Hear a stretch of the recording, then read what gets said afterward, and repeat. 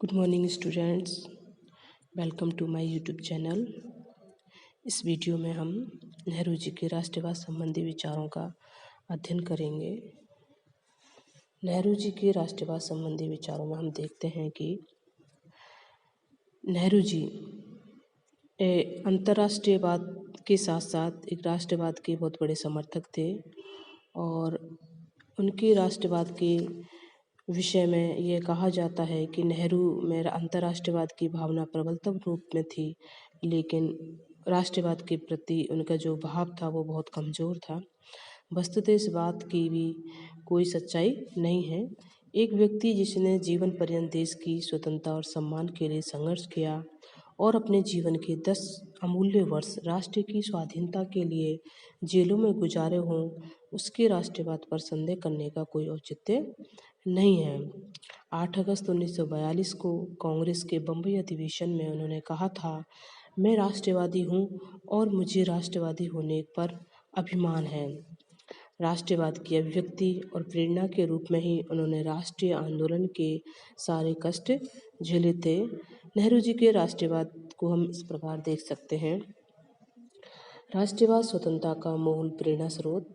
उनका राष्ट्रवाद साम्राज्यवाद से मुक्ति और देश की स्वतंत्रता के लिए संघर्ष की प्रेरणा देता है। उन्होंने राष्ट्रवाद को ऐसे ही संघर्षों की एक अनुभूति कहा है। जब कभी कोई आपत्ति आती है तब राष्ट्रवाद जन्म लेता है और राष्ट्रीय रंगमंच पर वह छा जाता है। अपनी प्रसिद्ध पुस्तक डिस्कवरी ऑफ इंडिया में वे इस संबंध में लिखते हैं कि किसी भी पराधीन देश के लिए राष्ट्रीय स्वतंत्रता प्रथम तथा प्रधान आकांक्षा होनी चाहिए। भारत के लिए, जिसके पास अतीत की एक धरोहर है, उसके लिए यह बात और भी सही थी। राष्ट्रवाद की इस प्रेरणा के वशीभूत होकर उन्होंने साम्राज्यवाद के महल को ध्वस्त करने का संकल्प लिया। उनके राष्ट्रवाद के भाव में हम बहुत गहराई से देखते हैं कि वे औपनिवेशिक स्वराज्य के समर्थक नहीं थे, वरन उन्होंने कांग्रेस के मंच से स्वराज्य की घोषणा की थी। विविधता में एकता। नेहरू भावात्मक दृष्टि से भारत को एक राष्ट्र की संज्ञा देते थे। नेहरू भारत की आधारभूत एकता में विश्वास रखते थे। वे भारत की विविधता में ही एकता के दर्शन करते थे। ये विविधता राष्ट्र की प्रगति और आधारभूत एकता में तब तक कोई बाधा नहीं बन सकती जब तक कि हम भावनात्मक दृष्टि से राष्ट्र को समर्पित हैं। उदार राष्ट्रवाद के समर्थक के रूप में हम देखते हैं कि नेहरू राष्ट्रवादी थे, किंतु उनका राष्ट्रवाद उग्र राष्ट्रवाद नहीं था। उदारवाद में विश्वास उनके जीवन का मूल मंत्र था और वे उदारवादी राष्ट्रवादी थे। उदार राष्ट्रवाद का मुख्य लक्षण यह है कि अपने राष्ट्र के प्रति भावुक होते हुए भी वह दूसरे राष्ट्रों से घृणा नहीं करता। दूसरे राष्ट्रों पर आधिपत्य स्थापित करने और उनका शोषण करने की बात वह नहीं सोच पाता है। नेहरू का राष्ट्रवाद वास्तव में इसी प्रकार का राष्ट्रवाद था। वे उग्र राष्ट्रवाद के आलोचक थे और उग्र राष्ट्रवाद को देखकर वो बहुत चिंतित होते थे। वे स्वयं लिखते हैं कि राष्ट्रवाद अपनी जगह पर अच्छा है, लेकिन यह एक अविश्वसनीय मित्र है और संदिग्ध इतिहासकार है। यह कई घटनाओं के प्रति हमारी आंखें बंद कर देता है और कभी कभी सत्य को विद्रूप कर देता है, विशेषकर जब उसका संबंध हमारे देश से हो। अपने इस उदार राष्ट्रवाद के कारण ही नेहरू आंतरिक क्षेत्र में राज्य के सर्वाधिकारवाद और अंतर्राष्ट्रीय राजनीति में एक राष्ट्र द्वारा दूसरे राष्ट्र पर आक्रमण के विरोधी थे।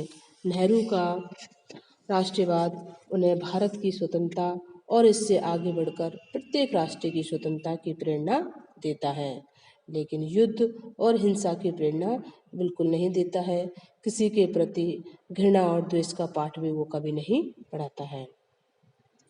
धार्मिक या हिंदू राष्ट्रवाद से मुक्त और धर्मनिरपेक्ष राष्ट्रवाद के समर्थक। राष्ट्रीय आंदोलन के काल में लोकमान्य तिलक, बिपिन चंद्र पाल और अरविंद घोष ने धार्मिक राष्ट्रवाद या हिंदू राष्ट्रवाद का प्रतिपादन किया था, लेकिन नेहरू को राष्ट्रवाद संबंधी इस धार्मिक दृष्टिकोण से कोई लगाव या सहानुभूति नहीं थी। वे इसे एक प्रतिक्रियावादी धारणा मानते थे। उनका राष्ट्रवाद धर्मनिरपेक्षता के आदर्श पर आधारित है और इसी कारण वे किसी भी समय हिंदू मुस्लिम प्रश्न पर उग्र भाव नहीं रखते थे। सन 1929 में लाहौर कांग्रेस के अध्यक्ष पद से अपने भाषण में धार्मिक सद्भाव पर बल देते हुए उन्होंने कहा था कि मुझे धर्म की कट्टरता और रूढ़ियाँ पसंद नहीं हैं और मुझे खुशी है कि अब वे कमज़ोर पड़ रही हैं। इस तरह का उन्होंने भाषण दिया था। धर्म की आज़ादी के हक और किसी की संस्कृति के हक की बात तो मुझे बिल्कुल ठीक नहीं जचती है और ख़ासकर हिंदुस्तान में तो इन हकों को हमेशा से मंजूर भी किया जाता रहा है। हमें उन्हें अल्पसंख्यकों को जुबान से भी और अपने कामों से भी इस बात का पूरा यकीन कराना होगा कि उनकी संस्कृति और उनके रीति रिवाज की हिफाजत होगी। उन्होंने जीवन पर्यंत अपने विचारों और कार्यों में इस धर्मनिरपेक्ष राष्ट्रवाद को संपूर्ण अंशों में संजोए रखा था। सांप्रदायिकता के प्रबलतम विरोधी उनके इस धर्मनिरपेक्ष राष्ट्रवाद ने उन्हें सांप्रदायिकता की भावना का प्रबलतम विरोधी बना दिया था। वे विदेशी शासन और सांप्रदायिकता के भाव को एक दूसरे से जुड़ा हुआ मानते थे। उनका कहना था विदेशी शासन ने सांप्रदायिकता के भाव को जन्म दिया और सांप्रदायिक तत्व विदेशी शासन को निरंतर बनाए रखना चाहते हैं, जिससे वे अन्य लोगों के मूल्यों पर अपने संप्रदाय के प्रति सब कुछ प्राप्त करते रहें। सांप्रदायिकता और विदेशी शासन के गठजोड़ का परिचय इस तथ्य में मिलता है कि सांप्रदायिक तत्व न तो भारत की पूर्ण स्वाधीनता की बात करते हैं और न अधिराज्य स्थिति की मांग ही प्रस्तुत करते हैं। सांप्रदायिकता को नेहरू जी ने मिथक की संज्ञा दी और विचार व्यक्त किया कि इस मिथक को समाप्त करने के लिए दमन की उतनी उपयोगिता नहीं है जितनी भय की भावना के निवारण तथा हितों को दूसरी दिशा देने की है। नेहरू जी के अनुसार सांप्रदायिकता की समस्या का मूल कारण मध्यम वर्ग में व्याप्त निर्धनता और बेरोजगारी की समस्या है। सांप्रदायिकता की आड़ में अपने लिए नौकरियां प्राप्त करने और आर्थिक हित साधन का प्रयत्न किया जाता है। इन सांप्रदायिक तत्वों को मिटाने के लिए नेहरू ने आर्थिक स्वतंत्रता की आवश्यकता और आर्थिक विकास पर बल दिया है। उनके अनुसार राजनीतिक स्वतंत्रता तो आवश्यक है ही, किंतु आर्थिक स्वतंत्रता के बिना सांप्रदायिकता नष्ट नहीं की जा सकती। आर्थिक प्रश्नों पर ध्यान केंद्रित होते ही सांप्रदायिकता का प्रभाव कम होने लगेगा। राष्ट्रवाद की बढ़ती हुई भावना ने सांप्रदायिकता को कम करने में सहायता दी है।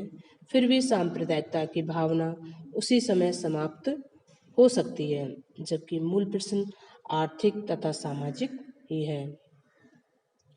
भारत में सांप्रदायिकता के प्रसंग में ब्रिटिश शासन की भूमिका का उल्लेख करते हुए नेहरू कहते हैं कि ब्रिटिश शासन ने सांप्रदायिक संगठनों की स्थापना में सहयोग देकर और सांप्रदायिक प्रतिनिधित्व की व्यवस्था कर सांप्रदायिकता को प्रोत्साहित किया है।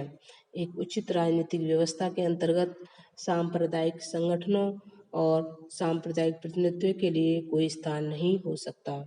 नेहरू जी जीवन पर्यंत और अपनी पूरी शक्ति के साथ सांप्रदायिकता के विरोध में संलग्न रहे। ये थे पंडित जवाहरलाल नेहरू के राष्ट्रवाद संबंधी विचार। नेक्स्ट वीडियो में हम उनके अंतर्राष्ट्रवाद संबंधी विचारों का अध्ययन करेंगे। Thank you.